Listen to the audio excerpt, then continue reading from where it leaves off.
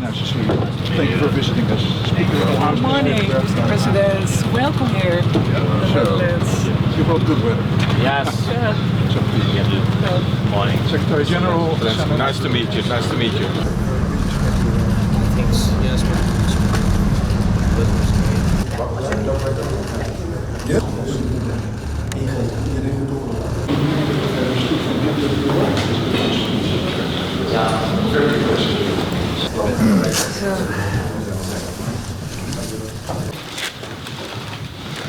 It's an important visit. Yeah. Yes, we wait for a second for the person. To welcome you in this building of the Senate today. Yeah.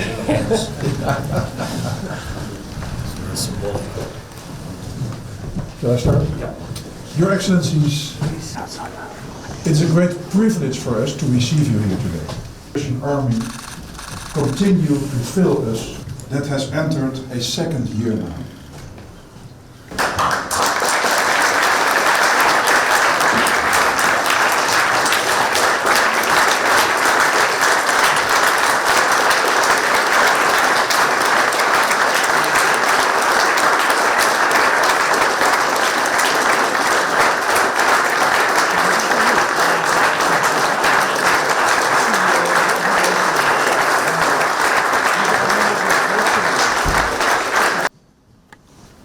For the past 14 months, Ukraine has been fighting Russian aggression, territorial integrity, sovereignty and autonomy of Ukraine, and on the people of Ukraine.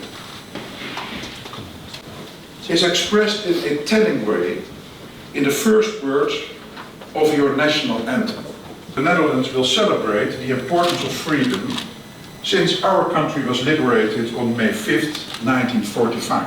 Your country was invaded. And it translates to the war, have defended and continue to defend the territorial autonomy of Ukraine.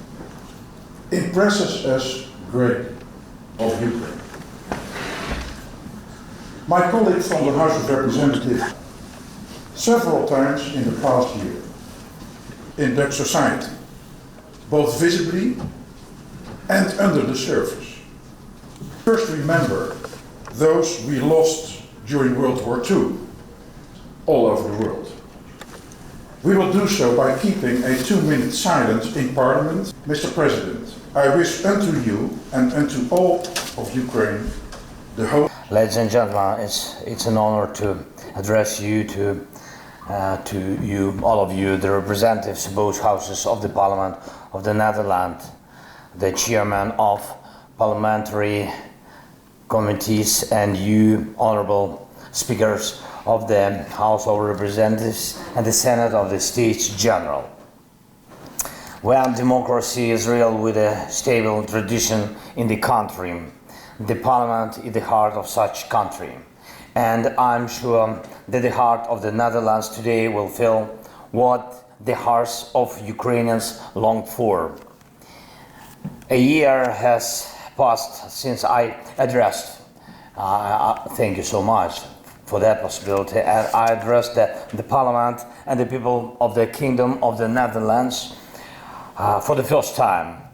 And on the 36th day of the full-scale war, I spoke about why you and I, all Europeans, the whole world should unite. Unite to defend freedom and human lives. A year ago I said that this war cannot be forgiven. None of the crimes committed by Russia, and I said that the Hague knew exactly how to bring all Russian murders to justice. And today is the time to thank all of you. Thank you, your great country and your leadership.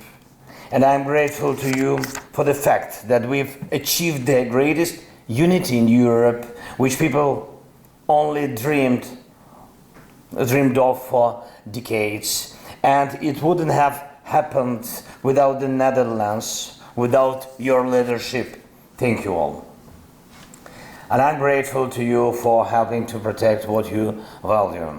The Netherlands defends freedom, defends the rule of law and democracy, defends Europe and our common way of life, the lives of free people, free people, not at the expense of someone else's slavery, but thanks to the rights and respect for all. This is our Europe.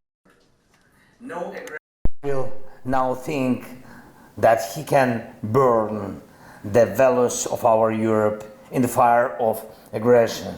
It seemed to Russia that Europe was weak. Well, now Russia tries to figure out how to hide its own weakness.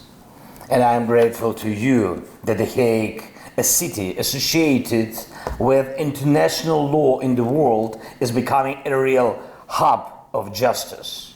Justice in the name of all those who suffered from aggression and other international crimes. This is the year of our cooperation with you. And I'm here to thank everyone in the Netherlands, everyone, from the Parliament to the smallest community, from His Majesty the King and the royal family, to every citizen of the Netherlands, from the government, and to every family that helped us. My great appreciations. Helped Ukrainians who found refuge in your country. And thanks all of you. Together we truly making life protected. Ladies and gentlemen, it's time now to identify new issues, to take stock of this year. Issues that are important not only for our country, not only for Ukraine, but for all Europe and everyone in the world who values freedom the same way you and I do. And I will mention 3 points. The first one, Ukrainians are united by the desire to win. But it is not only our desire to win back what belongs to us, and we definitely don't want to grab someone else's. We want to destroy the villainy with which the terrorist state came. The villainy is when Russian anti-ship missiles strike ordinary shopping centers. Really, yesterday, and the day before yesterday, been, and each week we see some things like this terrible tragedy. And the villainy is when terrorist state has a goal to leave the neighbor nation in winter in total blackout. The villainy is when Russia occupies a nuclear power plant, puts multiple launch rocket systems on its territory, and under the cover of nuclear reactors fires at neighboring towns. All this concentrated villainy should lose together with Russia. And when the blue and yellow Ukrainian flag returns freedom to the lands occupied by Russia, in parallel with this, the terrorist state must feel that the world does not want even to cross paths with Russia and anything Russian. So yes to sanctions. So yes to Russia's isolation, yes to the pressure on Russian citizens to make them looking for the Russian regime change in the country, yes to sentences for the terror, yes to universal rules for all jurisdictions to seize Russian assets and to use them to compensate for damages from aggression. We have to achieve this to the maximum to bring joint peace faster. The second point, this summer Europe has a historic opportunity to cut off oxygen to Russian revanchists once and for all. NATO July summit is quite the time that allows to remove the security uncertainty in Europe. And can you imagine that a part of your country, let's say Eindhoven or Groningen, could be outside the common security and legal space of the Netherlands in a gray zone, something like this, which will attract the attention of international criminals. It's impossible. Of course, it's impossible. It's absurd. The same way it's impossible and absurd to leave Ukraine outside of the security and legal space of our common homeland, Europe. Ukraine should receive a decision on the algorithm for joining the alliance. It is clear that we cannot join NATO now while the war is going on. But it is possible, I think, and necessary to remove the security uncertainty now. It is a political decision. Russia must see that Ukraine's security will be guaranteed in order to begin to realize itself. Russia only with its own borders. And I call on the Netherlands to make this strategically important decision of the security of Europe, decision on Ukraine and NATO. And the third point, defense means people, armed people. The more powerful the weapon and the longer the fire range is, the more lives, real lives, are saved from enemy each day strikes. So, cherishing the value of life and maintaining defensive taboos among allies who are supposed to protect life is an obvious contradiction. The longer the taboos on weapons persist, the more our soldiers give their lives on maintain the defense when the weapons are not powerful or not long-ranged enough, or when Russian fighter jets are more effective than the aircrafts of those who really defend Europe. As of now, all this persists. Unfortunately, the taboos on weapons. Is it for a long time? It depends on all of us.